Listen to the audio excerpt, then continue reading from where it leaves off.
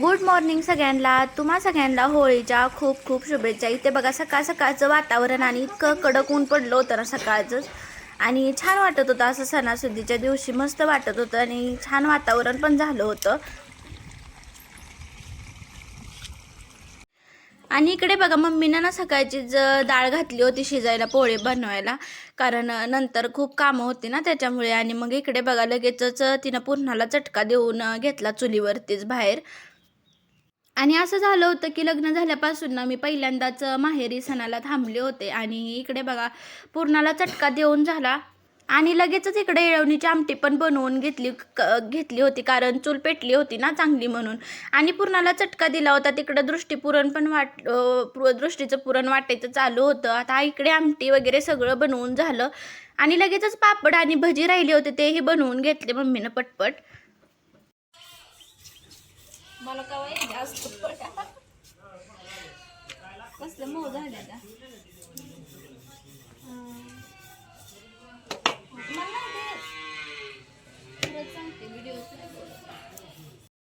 आता इकडे बघा माझ्या काकूचं आंटीचं पण चालू होतं स्वयंपाक बनवायचं. आज आजीकडे स्वयंपाक आहे का नाही पुरणपोळीचा.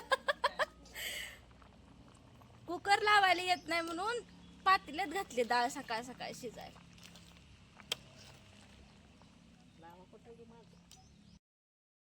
आता इकडे बघा सगळ्यांचे स्वयंपाक वगैरे झाले आणि लगेच संध्याकाळच्या टायमिंगला ना होळीची तयारी. मग इकडे काय रांगोळी वगैरे सडा सारवून करून झाल्यानंतर ना रांगोळी काढून घेतली आणि लगेचच होळीची पूजा केली. पहिल्यांदा मम्मीनं केली आणि लगेचच काकूनं वगैरे करून घेतली.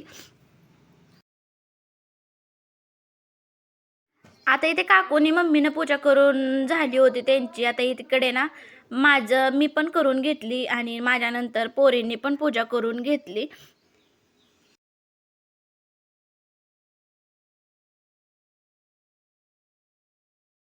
आता इकडे आमच्या आजोबांनी नारळ फोडून घेतला आणि मग त्याच्यानंतर ना होळी पेटवणार होतो.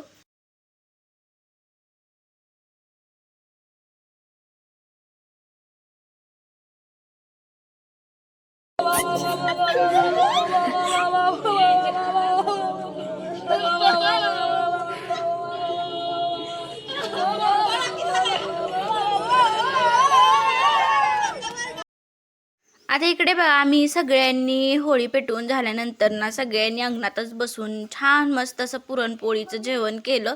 तर कसा वाटला हा आपला छोटासा व्हिडिओ नक्की कमेंट करून सांगा. आणि आवडला असेल तर लाईक करा, शेअर करा आणि आपल्या चॅनलला नक्की सबस्क्राईब करा. भेटू पुढच्या व्हिडिओमध्ये. तोपर्यंत बाय.